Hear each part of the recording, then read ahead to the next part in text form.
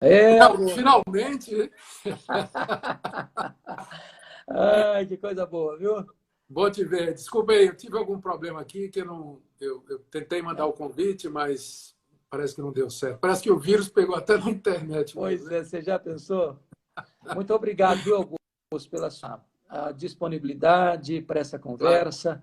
Tem muita gente, estava muito interessado que a gente batesse esse papo e Sim. espero que seja uma bênção para muitas pessoas. Amém, Hernandes. Obrigado. Você sabe, é sempre bom estar com você e revê-lo e juntos servirmos ao nosso Deus. Deus continue te abençoando e te Amém. usando nesses dias difíceis Amém. que estamos Eu passando. tenho tido, eu tenho tido a alegria, Augusto, de percorrer o Brasil, como você também, e eu tenho muitos testemunhos, assim, e alguns deles até repasso para você, da bênção que sua vida, seu ministério tem sido para milhares e milhares de pessoas no Brasil e fora dele. Então, a Bíblia diz: a quem honra, honra, e eu quero, nesse momento, honrar você pelo reconhecimento que tenho do valor da sua vida, do seu ministério, da sua influência, levando as pessoas a amar a palavra de Deus e a servir a Cristo com integridade de coração.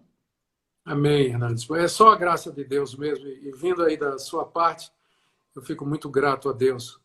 Deus tem te abençoado muito, muito, muito. E Augusto, está deixa eu aqui lhe fazer contigo. uma pergunta, meu amado. Você que é Fala. um homem que conhece as Escrituras e conhece a história, qual tem sido a leitura que você tem feito desta pandemia que assola as nações e atinge fundamentalmente a área da saúde pública e trazendo esta grande recessão econômica que está por vir? Qual a leitura que você está fazendo dessa situação? Hernandes, tem muitas ramificações, é muito complexo. O que a gente sabe, pelo menos no meu entendimento, é que nós não, embora nós não tivemos ninguém profetizando que viria isso, né? Como Ágabo profetizou que viria aquela fome, Uhum. ninguém não teve profeta para nos dizer isso. Entretanto, nós não precisaríamos, porque o Senhor Jesus tinha nos avisado de que Exato. até a segunda vinda dele, o seu retorno, sinais que apontam para a segurança desse retorno haveriam de acontecer, entre eles catástrofes desse nível. Sim. Não é a primeira catástrofe que abalou o mundo, não é? E com Uhum. certeza não será a última, a não ser que o fim realmente de todas as coisas se aproxime. Exato. Então, a minha leitura é que esse tipo de coisa acontece para Deus mostrar a fidelidade e a certeza das palavras de Cristo, quando ele predisse a sua vinda.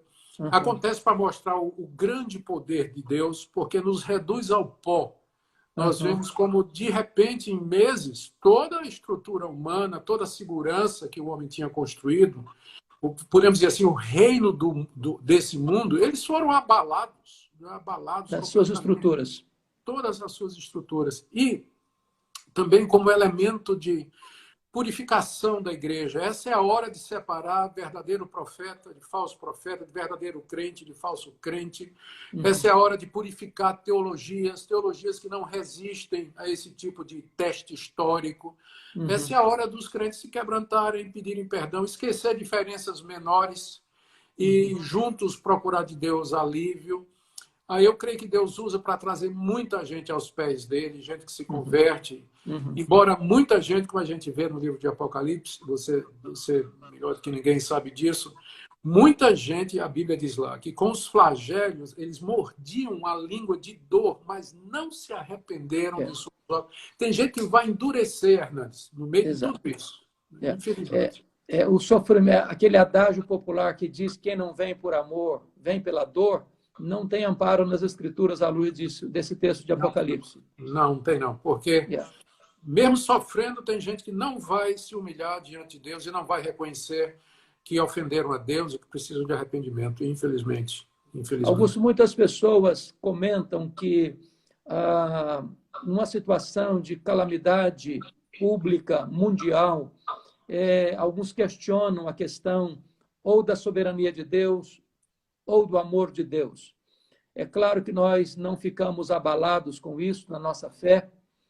Reconhecemos que Deus é Deus, não foi pego de surpresa, ele não está em apuros, mas que resposta você daria a uma pessoa que questiona numa hora dessa, seja a soberania de Deus ou o amor de Deus? O questionamento da soberania de Deus é indevido, a não ser que a pessoa não creia na Bíblia. Quem mandou o dilúvio? Quem mandou as pragas do Egito? Quem é que mandou os exércitos inimigos e epidemias sobre a nação de Israel como aviso? É claro que foi Deus. Deus faz isso. Por que ele faz isso? Porque esses flagelos são enviados por Deus como parte dos que a gente chama das penas temporais, dos castigos temporais que Deus dá aqui à humanidade. E não adianta a pessoa questionar a justiça de Deus, porque Deus seria injusto se houvesse algum inocente. Mas não tem, não tem. Todos pecaram, carecem da glória de Deus. Não tem um único inocente na raça humana, não tem. Portanto, os juízos de Deus, eles são justos sobre nós. É isso que a gente tem que reconhecer. Deus não está fazendo injustiça nenhuma. Na verdade, ele tem sido misericordioso, porque o que a gente merece era a destruição imediata. Era o juízo eterno, já aqui e agora. Deus nos avisa com essas coisas do juízo pior que está para acontecer, que é exatamente as penas eternas. Então, ele não é injusto, não está sendo injusto. Na verdade, ele está sendo misericordioso, porque ele dá uma sobrevida. No meio de tudo isso, a gente ouve o Evangelho, a gente se conforta, a gente experimenta a misericórdia de Deus.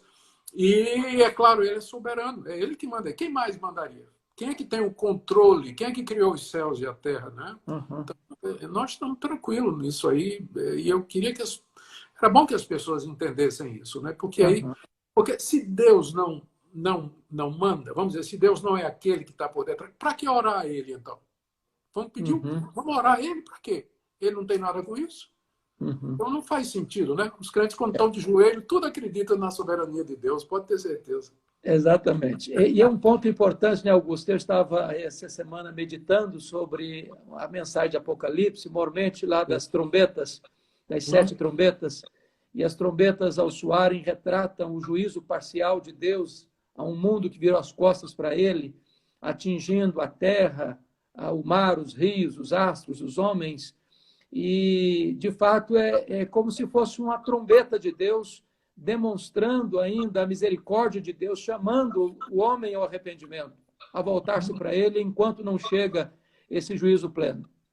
É assim que eu tenho entendido também, Hernandes. Eu creio que é Deus avisando na sua misericórdia, dizendo que o juízo dele está próximo e que nós temos que nos arrepender, crer no Evangelho, emendar os nossos caminhos, como igreja, purificar o que precisa ser purificado na igreja. O que, aliás, se você me permite, eu queria até te ouvir também, não é?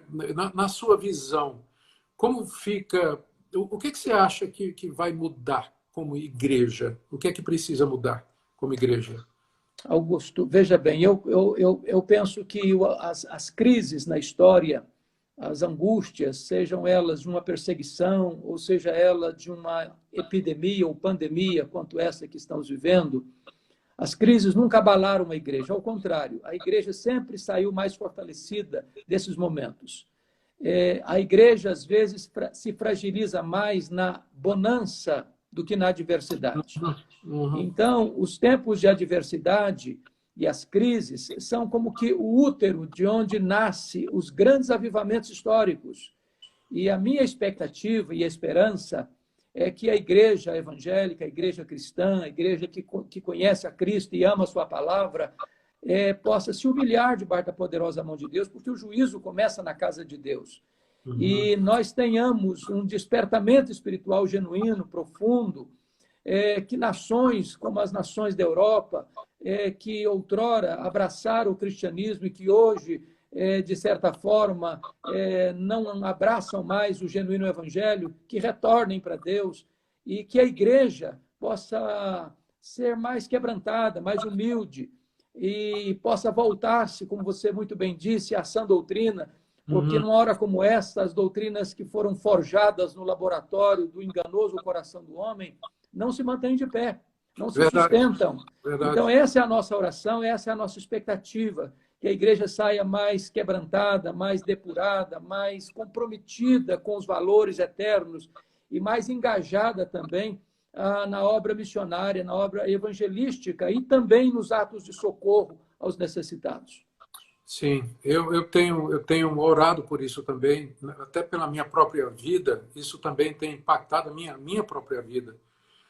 E eu tenho sido bastante desafiado a rever minhas seguranças, porque é tão sutil, Hernandes, você sabe, de repente a confiança da gente, ela começa a se apoiar na segurança financeira, nos bens que a gente tem, e de repente a gente vê isso tudo ameaçado de ir embora, e aí então a fonte da nossa verdadeira confiança é que fica exposto. É, Eu creio que isso vai ser muito bom para ajudar o crente verdadeiro a sondar o seu coração e saber em que é que ele realmente confia, qual é a esperança dele, em que é que é, a sua fé está firmada. é. E é isso que eu tenho certeza que vai ser uma bênção para a vida da igreja, entre outras coisas. E o fervor evangelístico, sem dúvida, que você falou, essa é a hora da gente lembrar que é um mundo desesperado, completamente perdidos, confiando na ciência, que a ciência uma hora está dizendo uma coisa, uma hora está dizendo outra, É, confiando nos é, governos. é interessante, né, Augusto, que parece que há um tripé no mundo de muita confiança, que é a riqueza, a Uhum, ciência e o poder político. uhum, Essas três pernas, essas três colunas da confiança do homem ficaram completamente abaladas, né? O dinheiro não está resolvendo, a ciência não está resolvendo, o poder político não está resolvendo, e com uhum.